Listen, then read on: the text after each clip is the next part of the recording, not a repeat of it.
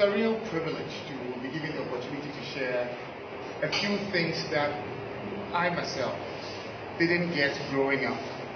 I didn't get these things when I was your age. I didn't hear anything like that. And most times, if you don't hear things like that, you will rush and you would crush.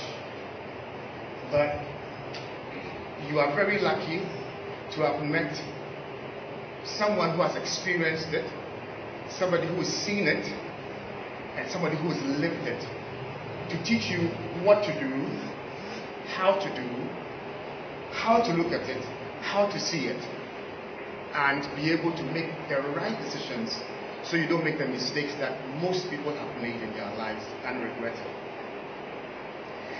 Now, what I'm teaching you today is the part 1 of how to choose a partner. I have 3 different sessions. The first part has to do with the observations, getting to know the things yourself, the things you need to do, how to prepare yourself, how to conscientize your mind. The second part has to do with being able to identify the person physically, whether you are sexually compatible. Because sexual compatibility is key. I am not treating that today because when you get to my YouTube channel, Mr. Smooth's Adult Class, I have those videos there. And do you also know that your date of birth and the name that your father gave you has an influence on your character and the kind of people you can live with? If you do not know, when you get to my YouTube channel, there are videos there that you can tell whether you are compatible with the person. So even when the person proposes to you, you know, this is not good. I won't try it. I won't risk it. There are ways that you can tell using numerology. I'm sure that the Bible believes in numbers. So using numerology is not wrong. Correct?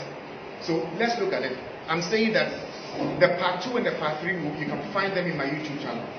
If you have any questions, you can get to my YouTube channel, you can ask me, and then we can talk about that.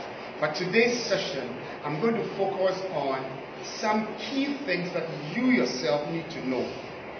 So let's get going. The first thing is the stages that every relationship goes through. First of all, you know what we call a date. So you see somebody, the person says, I want to take you for a date, I want to take you on a date. What is the meaning of a date? Yes? Anyone? If I say I'm going on a date, what does it mean? I want to clear the confusion here. What is a date? Yes? Any time to go out with somebody and study the person. Doesn't necessarily have to be studying the person. A date is, like you said, making time, yes? A time spent with someone to actually tell if you want to know the person or... Okay, that is if you are thinking of a relationship. Going out with someone to have fun. So, everything you said is right. But simply, are you free tomorrow? What time are you free? Can we meet at a restaurant or at 5 o'clock and take a meal? That is a date. And at the date, if there's any form of physical attraction, emotional attraction, or whatever, right? Then if the person has intentions to move that date into something else, then you get into a relationship. But most times, young people confuse a date and relationship and think they are the same thing. I am dating him. So here, you can have a date with several people, but you should have a relationship with what? Is that head all clear? Then you have what you call courtship. So the person proposes to you, you start a relationship with the person. And the person says, we want to get married. So once the person says you want to get married and you're doing that preparation to get married, you say you are what? You are courting. But the caveat here is, when you are courting, there are few things you don't do. When you are courting, when you are dating, when you are in a relationship, you don't have romance. You know what romance means? Kissing, touching, and all the stuff. And then you don't have sex. Why? Because when you do that, you will bond. You get that? When you hug somebody for 20 seconds continuously, I hug 20 seconds today. The next few days, I hug another 20 seconds. I will have an emotional attachment to the person. So when the person tells me, I'm no longer interested in you, it hurts. Because you become emotionally bonded. Now, what sort of bond am I talking about? I am talking about the bond that is between mother and child when the mother is breastfeeding. Can you separate the two? What is the bond I'm talking about? It is called an oxytocin bond. It's a chemical bond up here in the brain. Oxytocin. It is not a new word. It's not a big word. Because you have not heard it before, that's why you're thinking it's big. It's called oxytocin. Now, that bond is also in relationships. When you have sex, you will bond with oxytocin. So when you are breaking up that courtship relationship, or what you are calling a date, that didn't go well, and you are hurting, what you are calling a broken heart, is the same thing the baby feels when the mother is weaning him or her away from the breastfeed. Because the baby cannot express him or herself, they feel hurt. Sometimes they cry. Sometimes they will refuse any other food besides the breast milk. Have you observed that? It's the same thing the adult goes through, but you call it a broken heart. Because breaking the oxytocin bond is difficult. And some people even end up in a mental homes. So to avoid that, I have something I say regularly. Don't bond before the time to bond. Otherwise, that bond will be broken before the real time for the bonding. All I'm trying to say here is, once you become emotionally attached, you start playing all the romance and all the touching and all the kissing and all the sex, all you are doing is you are bonding. When the bond breaks, it will hurt you. Now, a typical example of a bond breaking is starting a relationship, making it sexual or romantic, and it didn't work. And then you are forced to move yourself away. Then a second relationship starts. And then a similar thing happens. You are forced to break it. Then the third one comes. What happens next? You become what? Unbondable. If there's a word like that. Because it's just like you have a sellotape. You fix on paper. You take it off. That same sellotape, you are fixed on other paper. Will it be like the first one? And then the second one breaks, the third one. Will it be the same? So as you continue to bond and break the bond, you lose the ability to bond. And once you lose the ability to bond and you get married, you are no longer going to be able to bond in the marriage. And that is where it becomes so easy for you to walk out of that relationship. Because then you are going to cry that usual thing that everybody says. Usro awarijaya. Those people sing those songs. Because if it's your first relationship, both of you, first, you will not want to break it. Even when things are not going well, you find ways to fix it. Are we together? Am I teaching you anything? Yeah. Great. So you have to wait until it becomes what we call marriage. The marriage can be traditional, it can be customary, it can be by ordinance, or it can be at the church. Here in Africa, sometimes you marry 3 times. We do the traditional marriage, that is one marriage. Church marriage is marriage, complete marriage. And then the court marriage is also what? Complete marriage. But remember, if you do the court one, all the 2 are cancelled. So if you want to break up the marriage and you go and give the man's family the whole of the distilleries, you have wasted your money. You only have to go to court before you can break it. Take note of that. So what then is marriage? I'm sure most here read the Bible. So when you look at Genesis chapter 2, verse 18, it talks about why a man should not live alone. But marriage here is an exclusive union between a man and a woman. And it is public. Marriage is not what? A secret. If you are married, it's a public thing. And then it's a permanent seal. And there should be consummation. Consummation has to do with sex. These are the things that qualify marriage. That it should be what? Public.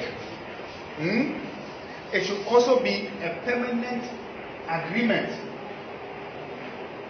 Even though here, most people in the outside world are doing what they call common law marriage, where they go and say, I'm married for 4 years, if it's not working, then we'll come and renew the contract. Our part of the world, we don't do that. When you marry, it's permanent. Now, what we say here is, same-sex marriage is not marriage. Whether men and men, women and women, man and another animal, it is not marriage. Marriage is strictly between a human being, male and female. Is that clear?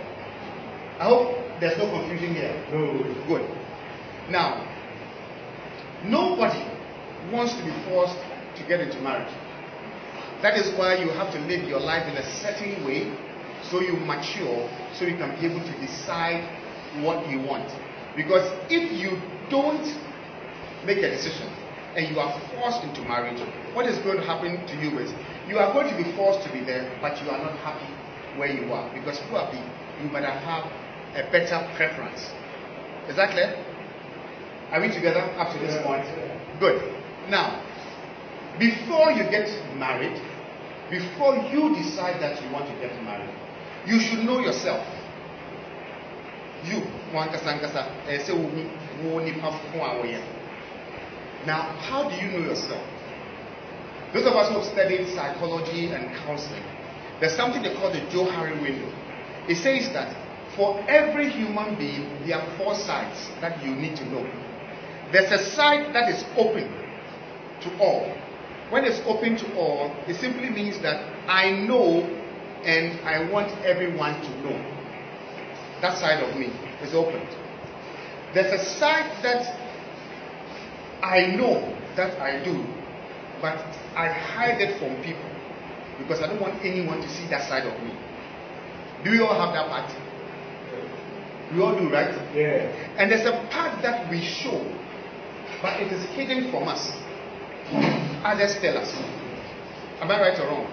Right. And then there's a part that is unknown to all of us, but we need to explore to find.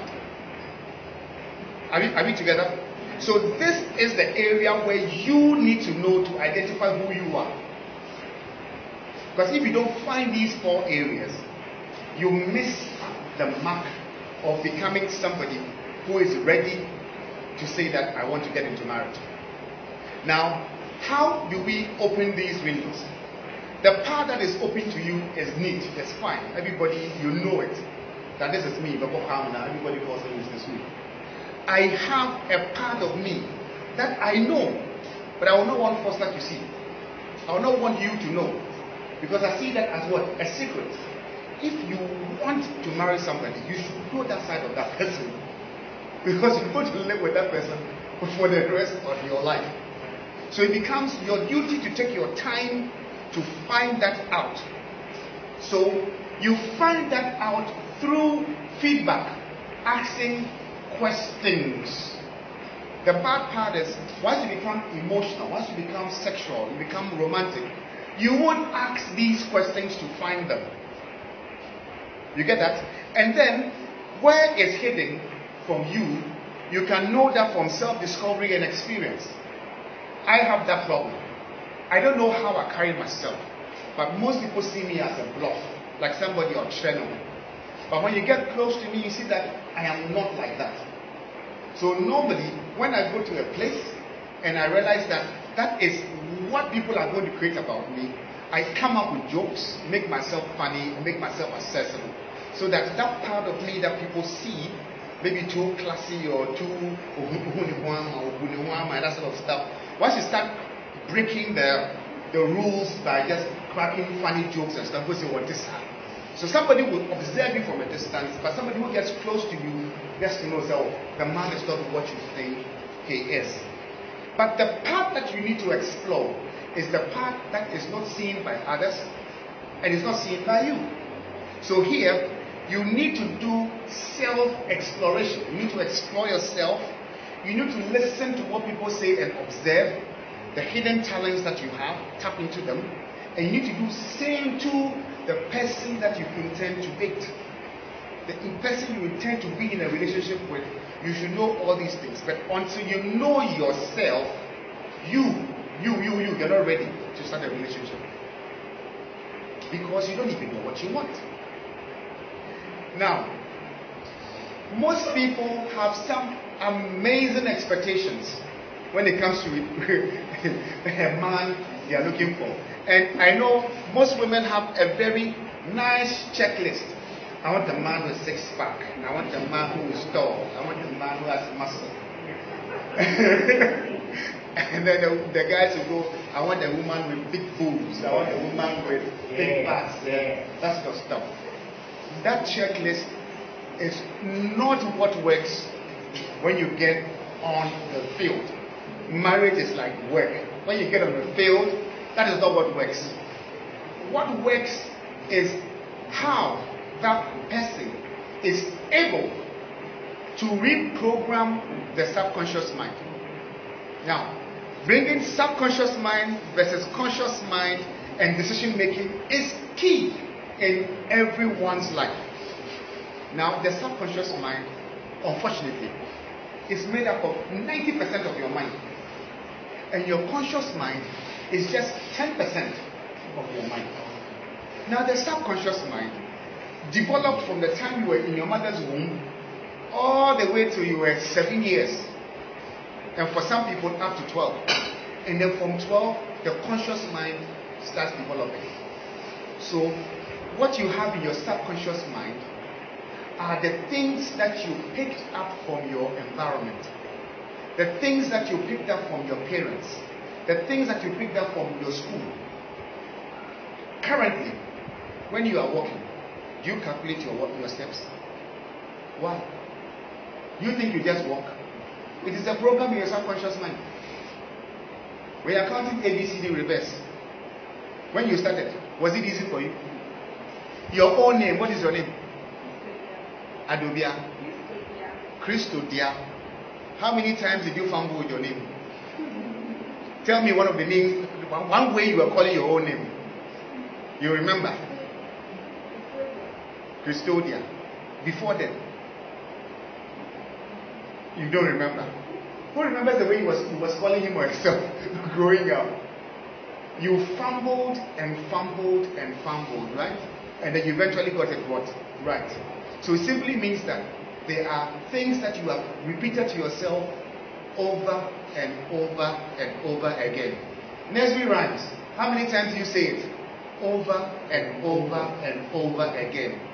Now, I remember this one. 30 days has September.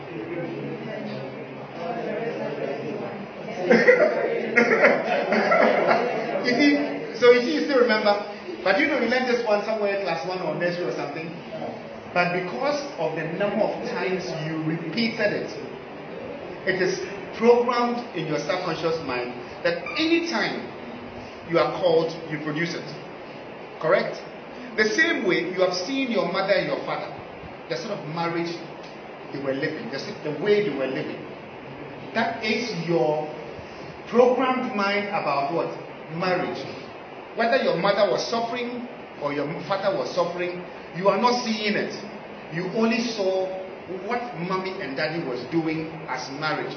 So eventually, what you're also going to look for in marriage is, if you like your father, you will like a man like your father.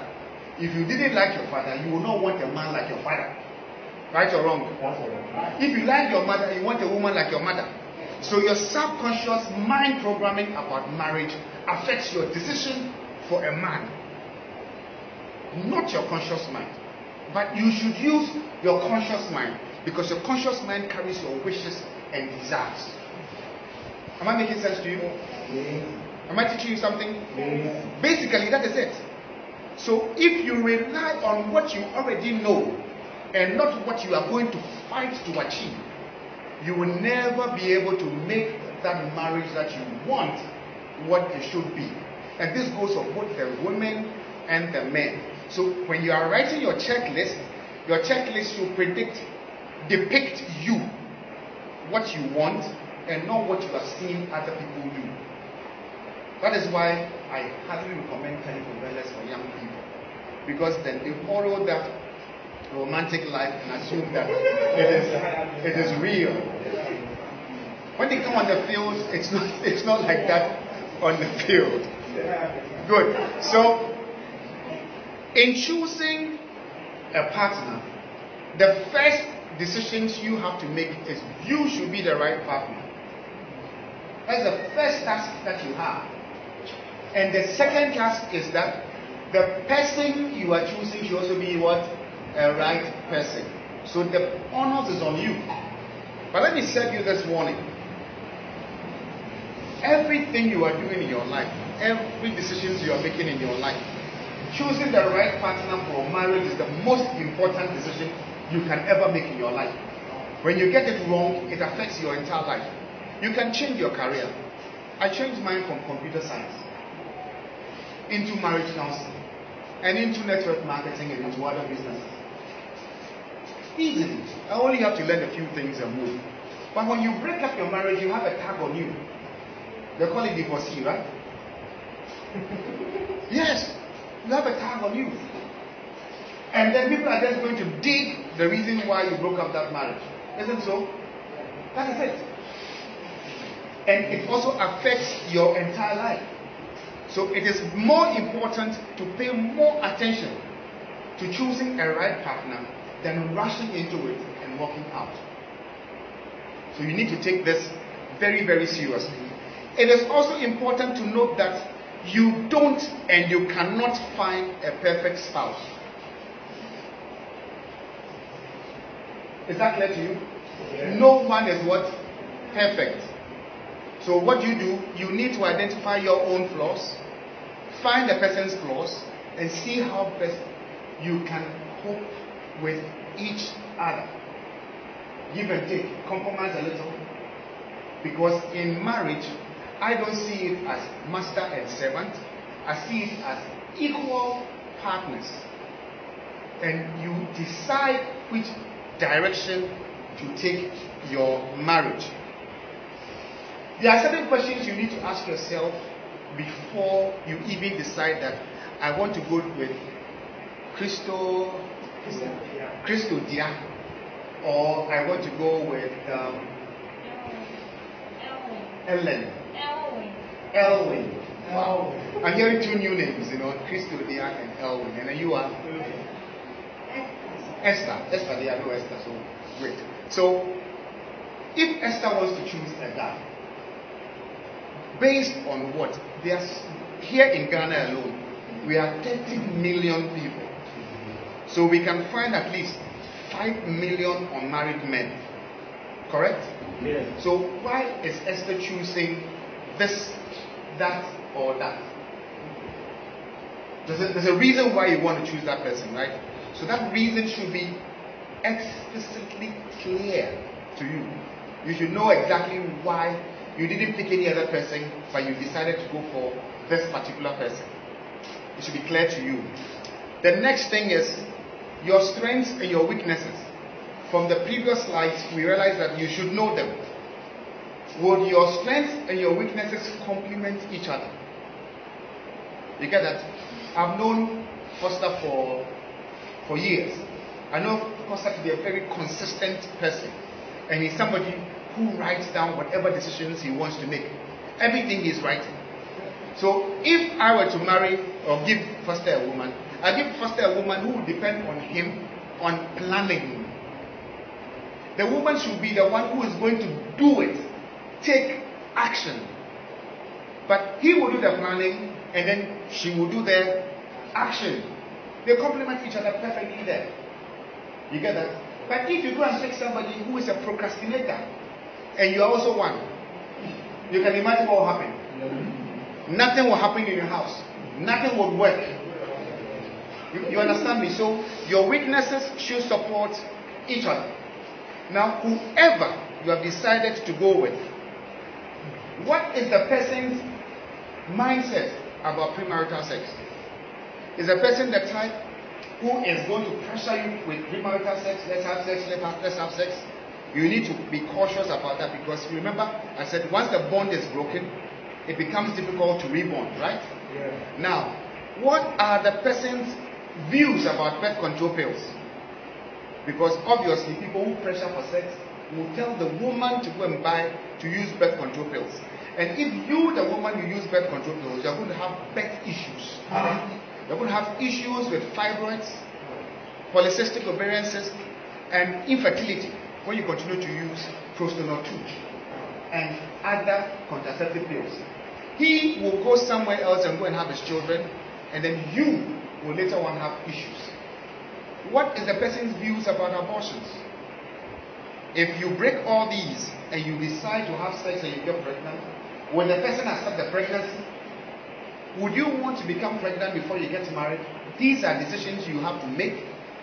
And these things don't happen by accident. Sex out of marriage cannot be by accident. It is by design planning. No! Accident. When I'm motorway that car ball, no, you won't talk about the I mean,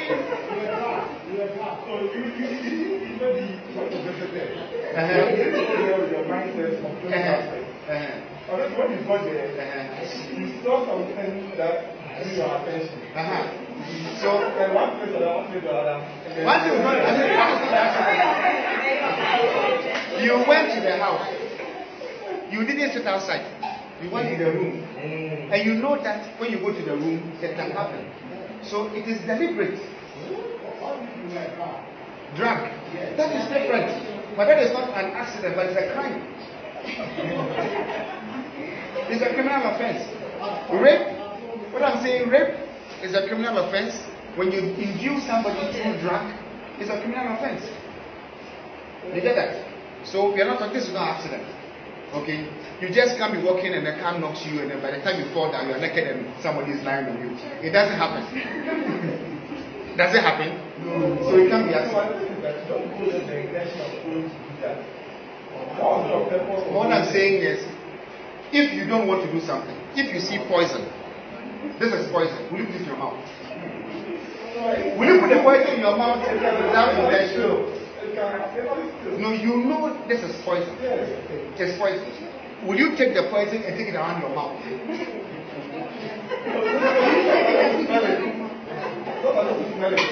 Is it a deliberate decision? No, is it a decision? Is it a decision? No, is it a decision? It's a decision. So you decided to do it. But you decided to do it. It's a decision. Yes. No. You know it's poison, they can kill you. So you want to see whether you can die or not. You get that? So it is a decision to do it. Okay. Now you also need to get to know whether you feel safe with the way the person expresses him or herself when the person is around you. There are some people, they don't care when you're around you. They just throw their weight around. You should observe all those things when you are in a relationship. It is very important. Very, very important. And then also, you need to make sure that you know whether you are in a relationship because you are making her a favor. Now, I'm using favor because maybe the person paid your school fees crazy, and you think that because the person paid your school fees, you should marry the person. You are doing the person a favor because the person did you some good.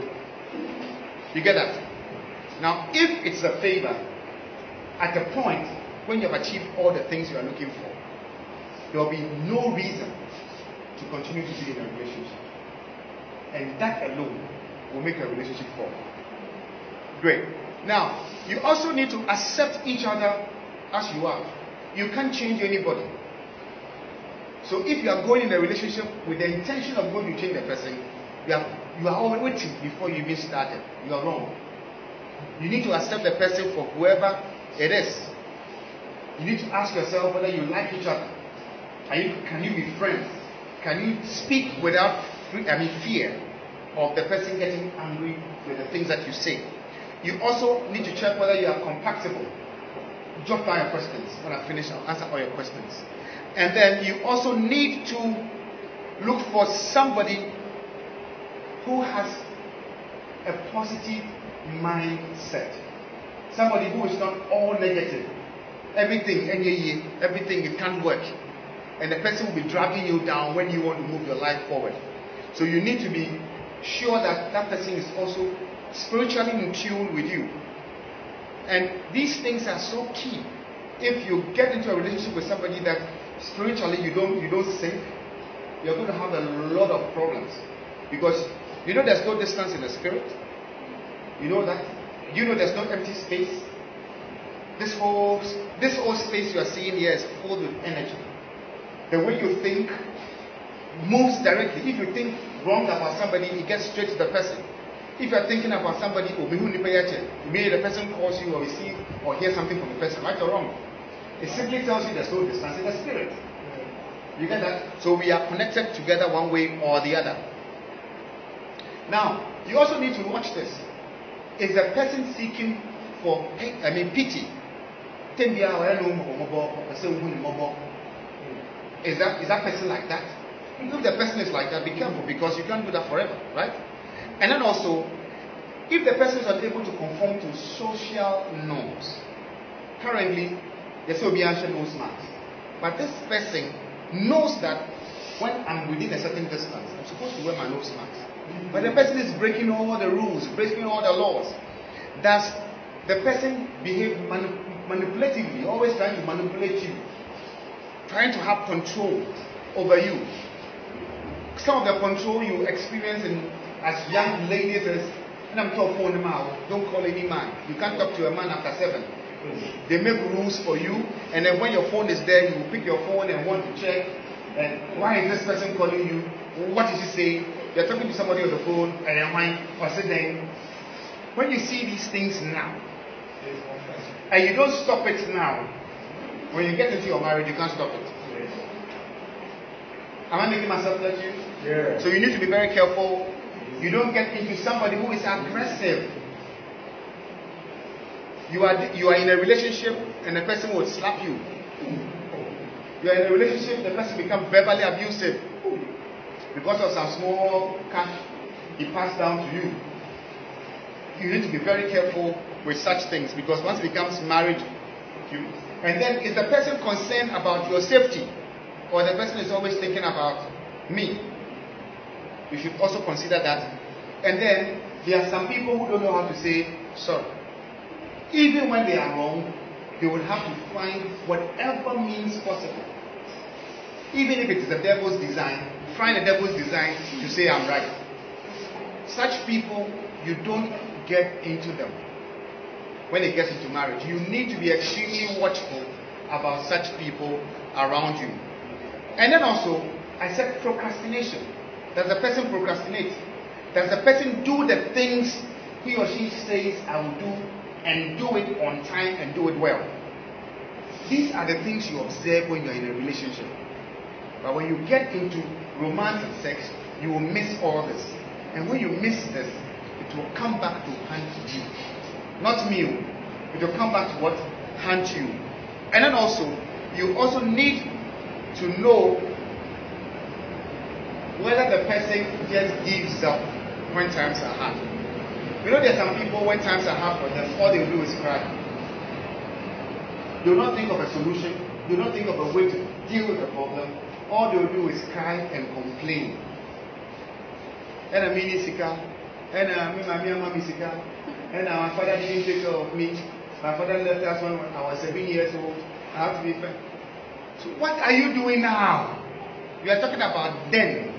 What are you doing now? Because whatever you do now will determine what the future becomes.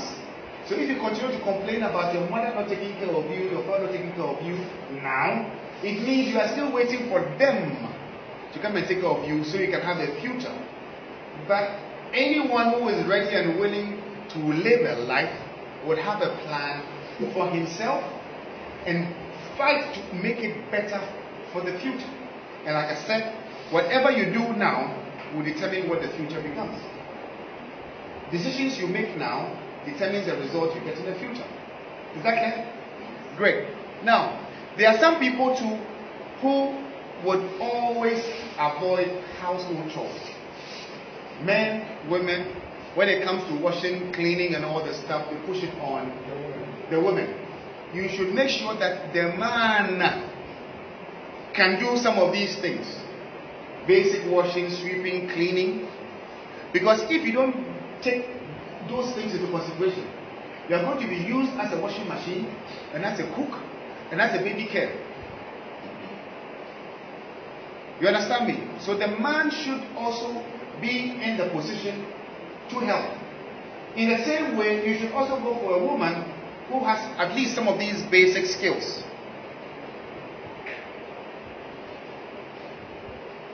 And then also, the person should be willing to do what you even have to do. The person should be willing to offer a service to do it. For some people, they don't do anything at all. If you don't do it and you move it into marriage, it becomes a problem for you. You need to observe those things to do. Now, you need to know what gets on the person's nerves. There are certain basic things that makes people angry. You need to know them. Do you agree with me?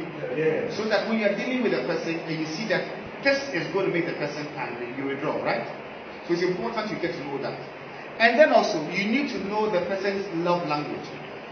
There are 5 love languages, okay? And 5 love languages by Dr. Gary Chapman is a very common book that you can always find. The 5 love languages are words of affirmation, gifts, acts of service, quality time, and physical touch. Summary, words of affirmation simply means constantly telling the person that you love the person. Most men, most women want to hear that. Now when it comes to gifts, women who love gifts will also give gifts. Men who love gifts will also give gifts. But women who are chiseled, when you give them, they won't give you. Men who are chiseled, when you give them, they won't give you. You know, sometimes your birthday, the man will buy you iPhone. Then his birthday, you buy him card.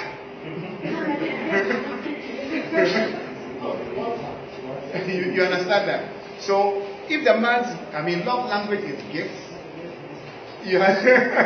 or even a text message. when a man's love language is gifts, you are not loving the person in the language that the person understands. Most people have their love language in physical touch, the touching, the romancing, and the sex, and all the stuff. But if my love language is gifts, and you're not giving me gifts, and you want me to have sex with you, I'll mind you, because you're not doing what I want. How do you expect me to do what you want? So in love languages, all we learn is to do what your partner loves, so your partner also does what you love. That way both of you feel loved. Are we together? Good. And then also, you should know how the person deals or likes children. Because when you get married, one of the things that is in an African man's mind or African woman's mind is to have children. So if the man doesn't like children, if the woman doesn't like children, you should know before you start. Some people would even want to discuss how many we are going to have. Right or wrong? So that if the man doesn't like children and you like children, your way is your front, Abby. Because you are not yet married. If you behind you, or who's behind you, and I'm a one. Because if I want children, I will not want you to stop me from having children. Are we together here? Yeah. Great. So, people also have expectations in marriages. So what are the person's expectations? And some of the expectations can be very wild. Very, very wild. Because if my expectation is for us to live together, build a house in East Legon, and have a Ferrari, and have a fleet of cars, what are you putting on the table to bring those things? It can happen. You can pray that God will provide. If you don't take action, that will happen. So if you want that kind of luxury, then you would have to work to bring the luxury. And the two of you will have to team up, put finances together to be able to achieve that. Because if you don't do it, God won't throw money down at you. You have to work to get it. You get that? So you have to check your expectations. And then also, don't look at charisma. Don't look at the guy, he's a charming person, he's a wonderful person, and all that. Because if you focus on charisma and ignore character, you sleep on the wrong side of the bed. It is the person's character you are going to live with from the very day you get married till death separates you. So if it is the person's character you are married to, you have the chances of being able to live together. But if the person's charisma and looks, they say even now the bottles can be bought, isn't it? The breast can be bought. Everything on the body can be bought through cosmetic surgery. Am I right or wrong? So the looks and the person is attractive and all those things don't really matter anymore, do they? They don't matter anymore. So you need to be very careful with that. Now, like I said, you need to ensure that your vision and the person's vision can be fused together. Where I want to live my life in the future and where the other person also wants to live his or her life, we can have a commonality. And based on that commonality, you can have an everyday plan. Now, most marriages, I can say 90% of marriages worldwide have no plan. That is why the divorce rates are extremely high. The man gets up in the morning, goes to work. The woman gets up in the morning, goes to work. Nobody has a plan. They are not thinking of what we are going to do tomorrow, what we are going to do the day after, and then the day after. Nothing like that. And then things just happen. And when it happens, they use the fire service approach. Saba yensano, eba yensano, and the other trust was you won't achieve anything in life. You will not be happy. The man will not be happy. But if the two of you fuse your ideas together, and then today I'm going to work. I'm going to do so and so and so and so. I'm also going to work. I'm going to do so and so and so and so. I will get this. You will get that. Okay. So when you get this and I get that, let's put it together and then put it here so we can do this and do that. If you continue to do that every day, do you have a purpose? Would you every day get up and have a reason to get up and want to talk to your partner? Would you have a reason to want to be home to share? It's as simple as that. But if you don't do so, all that's going to happen is you go to work, you come back, you come and eat, you drink, you have sex, and then the next morning you go back. It becomes a routine. And then this routine becomes boring after 5 years. And then that is where marriages start what? Breaking apart. Because you don't have a common purpose. You don't have a goal.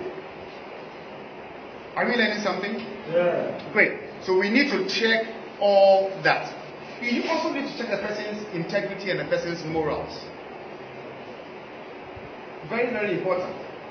Because if the person is somebody who is not, morally upright, you can imagine what the person will be doing. You know what I mean? And then if the person has no integrity, you can imagine the person will be stealing your own money, right?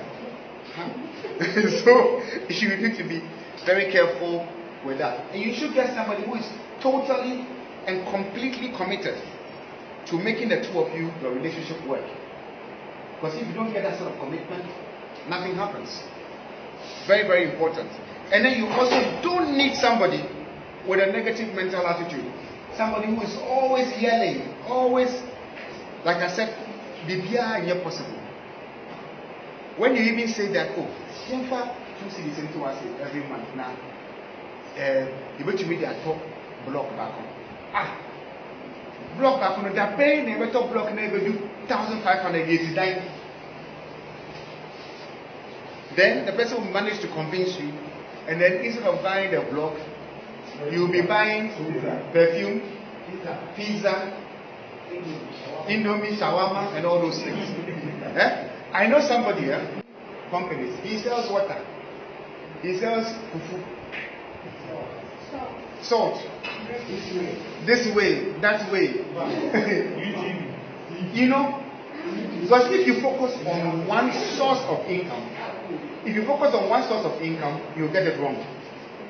So you should look at multiple streams of income. And network marketing is one way you can be able to do your network marketing business and still have a job. So you should think about that as well, and how possible you can infuse those things into your choices. You should have a doer, not somebody who is a theorist. There are some people who talk, but don't do. It is one thing knowing, and it's one thing what doing. People can talk but can't do. Find people who can do. You understand me? And then also, don't go for people who don't fear debt. Or they come everywhere. And a kind of also own chia. The person is not responsible. So I just imagine if you are trying to live a life with somebody, and the person will always go and bring debts to you, and you have to pay because the person won't pay. And some people will tell you, "Me need to evidence." Me need to evidence. So you have to be very careful when you are dealing with such people. You should also be very careful with people who don't care when you are around and they are dealing with people of the opposite sex. People say, "Oh, the person is in a relationship with you."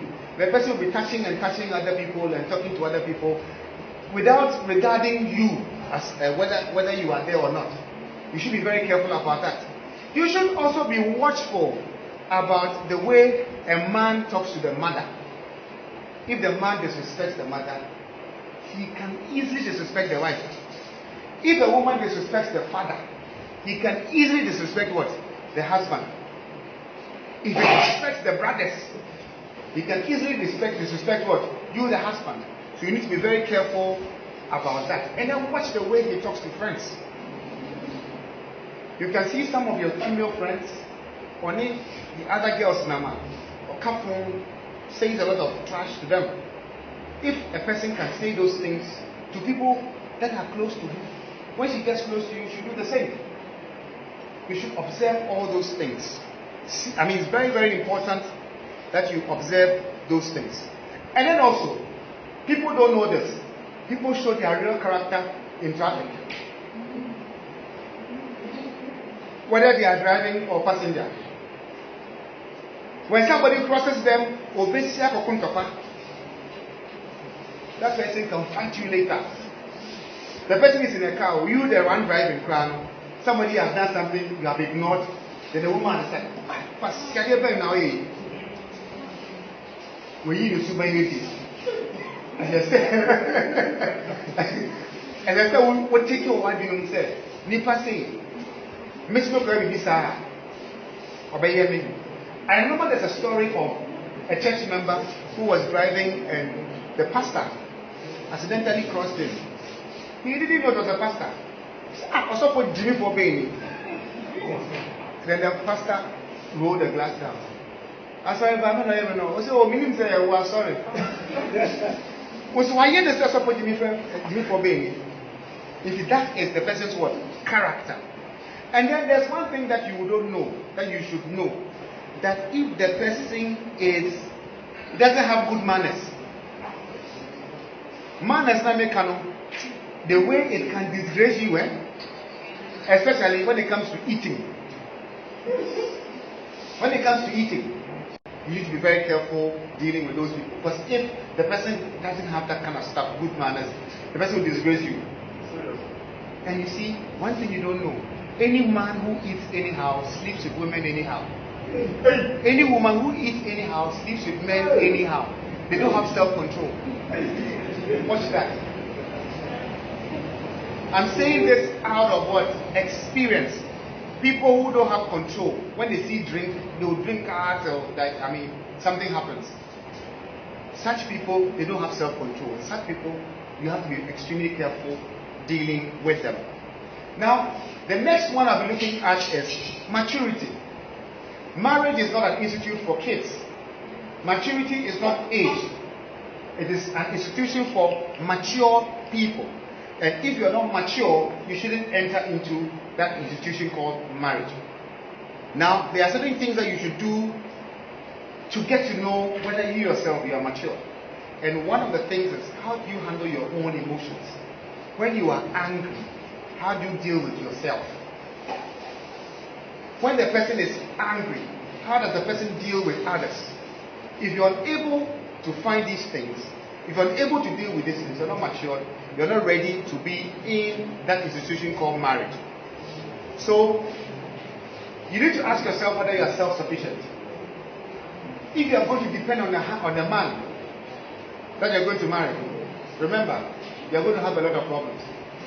Before you start, you should make sure that when they will home, you shouldn't have everything, but you are okay, that you can take care of yourself. You are an individual, and you are going to partner with somebody. And then there are some people who think that marriage is going to cure their poverty. Marriage is not a cure for poverty. Marriage is not a cure for loneliness. Okay? Marriage is not a cure for that. You have to take that out of yourself. And then you should know yourself, like I said, you should know yourself. Now, I brought this here deliberately because people are in what we call triangulation. A triangle. You, the person you are in a relationship with, and a third party that you can't let go. Some people are in a triangulation even with their phone. Everywhere they go, even in the bathroom, they are with their phone. If the person is in a triangle but not in line with you, and you start a relationship, you're going to have difficulties. Some people can't let go of their mother. Some people can't let go of their father. So even when they are married, their mother controls the home. That is triangulation. When you're in a triangle, you can't move forward in your life. And then also, no matter how mature you think you are, your parents are key in your decision for a man. I'm not saying your parents should decide for you, but your parents should agree with you. Because I don't think there's any woman who loves you better than your mother. I don't think there's any man who loves you better than your father. When you make a decision about a husband and your mother steps in, your father steps in, listen to their reasoning. It is only when they are being outrageous, they are being probably tribal, or you see them as not being rational. Even that, find ways to get to them for them to side with you. Because if your marriage doesn't go well, where will you go? You go back home. So it is important that you get your parents to agree with whatever decisions you are making. Now let me quickly rush through these parts. We say choosing well. Don't rush. Don't rush in making your decision. And then also develop friendship with the person. Somebody will ask, I know you're coming to me. Yes, how long do I have? 10 minutes. Okay. I'll try and take it up there. So I'm saying don't wait too long. If the person is a friend, within 6 months, you should be able to know all these things I'm talking about and make that decision. If the person is not a friend, within 6 months, 1 year, you are good enough. But if you date or if you stay in a relationship for more than 6 months, more than 8 months, what is called relationship fatigue sets in. Familiarity breeds what? So when relationship fatigue sets in, you destroy all the foundation you have built for that good relationship you are looking for. So it's very important that you don't stay in a relationship for too long. If you want to get married, take action. Do it now. And then also, don't wait till you have everything. Don't wait till you have built a house. You will have a car. And then you have a master's degree in marriage before you decide to get married. You get that? You can't wait and have everything before you decide. And then if your love for money supersedes your love for the one you want to marry, please forget it. It won't work. And then also, I said be careful with any man or any woman who puts pressure on you for sex. It's also a flag that you should look at. Now, I want to look at benefits of choosing a right partner. That is where my favorite book comes in. Proverbs. Proverbs is teaching us in Proverbs chapter 15 verse 22, that when you have counsel, it says that without counsel, plans are frustrated. The counsel here is talking to you about a partner that you listen to, a partner that you share ideas with, a father, a mother, a mentor, a friend, somebody that seeks your interest can be that counsel. You get that? Because it's not everyone that you can just go and share your private life with. There are certain people, when you share your private life with them, it's just like putting them on P7. So I have some Bible quotations I would want you to write down and look at. Proverbs 20 verse 18. You have to look at that. Proverbs 20 verse 18. Proverbs 24 verse 6. Proverbs 19 verse 20. Proverbs 13 verse 20. Proverbs 27 verse 9. All these will teach you about the importance of having a partner.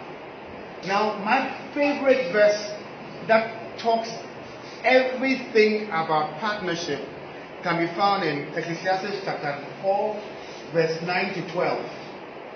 Ecclesiastes chapter 4 verse 9 to 12. It says, two are better than one, but I have modified it that two better heads are better than one, because you can have two foolish heads. You agree with me? Yeah. Yes, so you need to take that. And then I have this very nice roots here. I'm saying that in everything that you do, people take a normal route, but it is not that normal route that everybody is taking that is the best route. You choose which route will take you to that destination that you want. So don't follow the crowd. Don't follow what everybody is doing. Cut your coat according to your skin size. Do what will make you and the one you want to live with happy. Great. I managed to finish my presentation. Thank you so much for giving me time. So here, if you have any questions, I will be glad to answer them. Okay, so Mr. Smith, you didn't talk about genotypes, like yes, and all that when it comes to. You see, those ones normally, when you go for premarital counseling, proper counselors will check you on that. Because before you start or you decide that you're going to do that, a proper counselor will tell you to go check. And then, currently, that is not a way of saying don't do it. But you will have to decide. Because if you are AS and the man is AS, the likelihood of getting SS is there. So you need to be educated that you're going to have sickle cell children that are going to disturb you.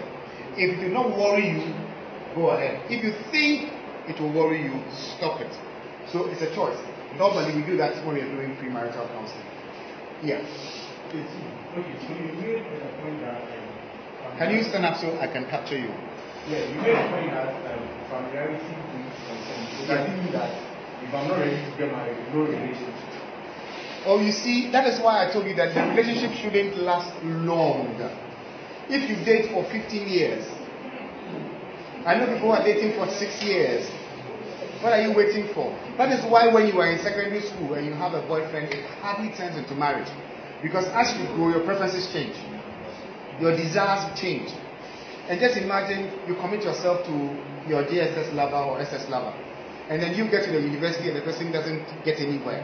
And then you are working, the person is still broke. Are you going to wait? You get that? So it's important that you mature well enough to be able to make sound decisions before you make permanent.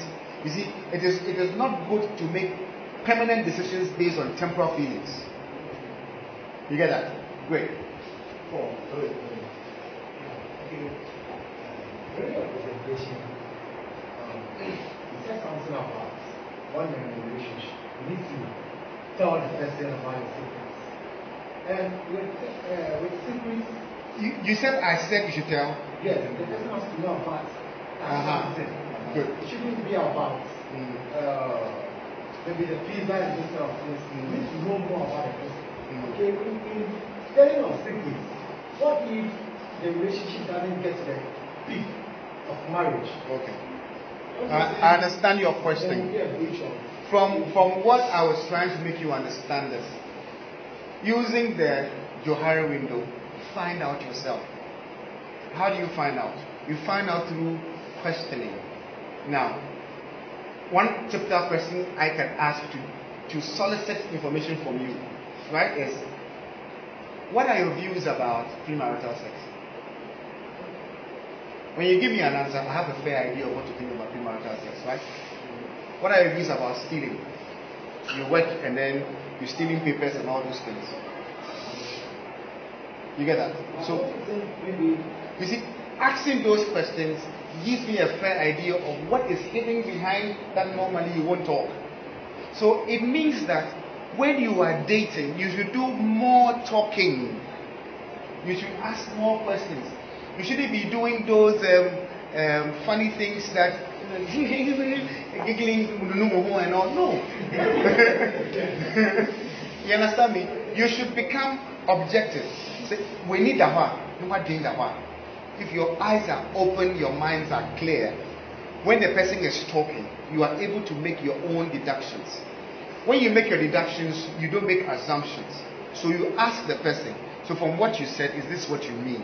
Let the person come up and talk. So allow the person, ask questions that will make the person open up and talk. And when the person is talking, you are soliciting views. Me, when I want to know whether a woman is open to sex, simple questions. I have simple questions. So your last guy, how was sex like?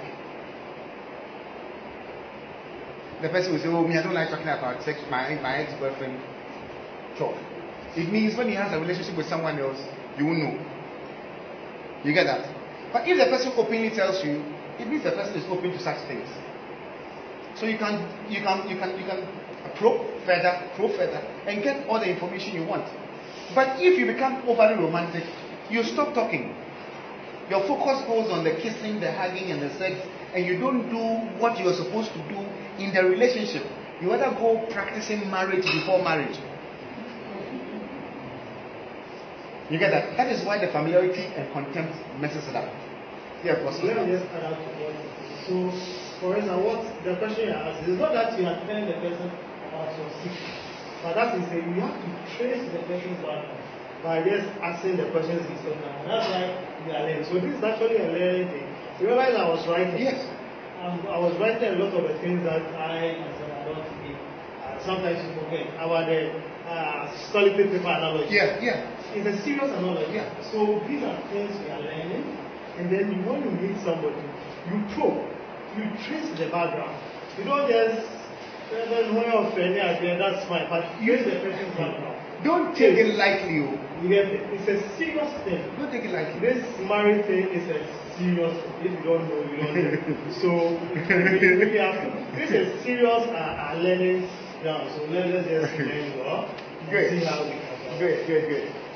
Okay, any other?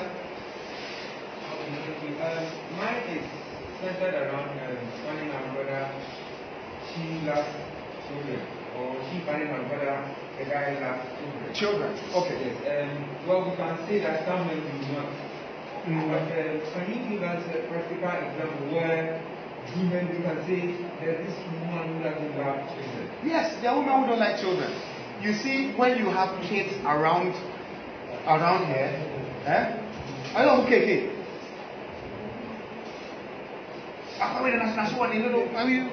The same way we do to your children. You follow? You need to observe all these things to be able to know the person you are dealing with. But you see, when children come, even when they are stubborn, she is nice, she's carrying them, she's trying to. Listen, it is not the beating and the yelling that teaches kids. It is talking to them. They also listen. and then they form their subconscious programming. And then when you start treating them with hush, hush, hush, when they grow up, they know you to be that type. So when there's anything they're supposed to reveal to you, they won't. Now some of you here, your father knows jack nothing about you. Come again? They say they don't want to know. Simply because they are not open, they're not making you, they didn't make you a friend from childhood. Make your children your friend. That time of father came, mother came, and the time they came. We talk to the children now. Yes. The last one, right? Okay. How do you choose a relationship whereby one person is putting in too much effort? Like you're always, one person is always working for the relationship to be. Yeah, and one child. It is not married yet, right? Yes. So what do you think you should do? Because if the person is not making the effort, does it mean the person is interested? Okay, so let's say the things that you find wrong, like you always alert him or her, like you alert him, this is what you're doing, and I think it's not nice. And then the person tells you, okay, I will change those something. Maybe the person might not do the same thing. Like always, you know, there's a problem, and you are trying to make it right. Sometimes he may even opt out, he or she may even opt out, and then the other person is always trying to revenge. It's like he walks out, he comes, and then he begs you, and then he says you back. And it's like you are always working to pushing effort to make it right. I don't know, but if that relationship is sexual, end the sex, so that you can be able to see your way clearly. If the relationship is sexual, stop the sex so you can be able to see clearly, be able to think and reason properly. And if it is not working, one person cannot marry. It takes two. And if you are the only one putting in the effort and you are not telling you continue, the decision is yours. Yes. So the last question. Yeah. In a relationship, you know, sometimes the guys tend to be the side who gives the lady. Then when there is a separation, that giving thing becomes like a bonding. It happens to be like the guy has bonded the lady through the giving. And if you are in a relationship with the lady and you don't give to, she will say you are stingy. Okay. If you give to the separation, you will know her. So how do you manage? All right. I think when I was coming, this part walked into my head. Now, in a relationship, the man is not responsible for the woman is not responsible for the man. When you are in a relationship, you don't give chop money. When you are in a relationship, you don't give sex. Okay? Now, if you want, okay, you have something you want to give to the woman, no one stops you. But it is not your duty. If the woman has something and she gives it to you out of her free will, the more she gives, the more you know she's a giving person. The more the man gives, the more you know the man is a giving person. But you are not under any obligation to take care of a woman when you are not married. When you decide to do it, you have decided to do it. You get that? Now, that shouldn't be the reason why you should decide that I want to live with this man because he has spent on me. I want to live with him. No. That shouldn't be the reason. The man gave it to you, and probably after giving it to you, he was sleeping with you. So if the man was to be buying it on the street, we see to Umpo.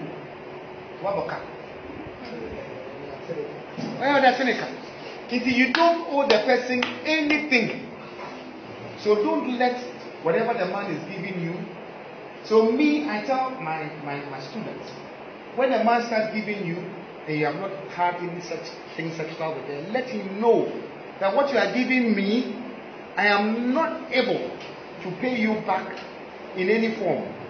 If you want to continue, fine. If you think it is because you want something in return, then stop. May the shell from the beginning. Because you don't expect that a man will respect you when he is giving you money. He is the one taking care of you. He is feeding you before marriage. When you get married, what is he going to do?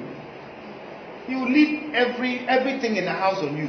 You think that I have to go work and bring money. When he comes late, you can't complain because that is what I'm saying. You should be self-sufficient before you decide that you should have the obedi. If he's not there, you should live. You are an individual.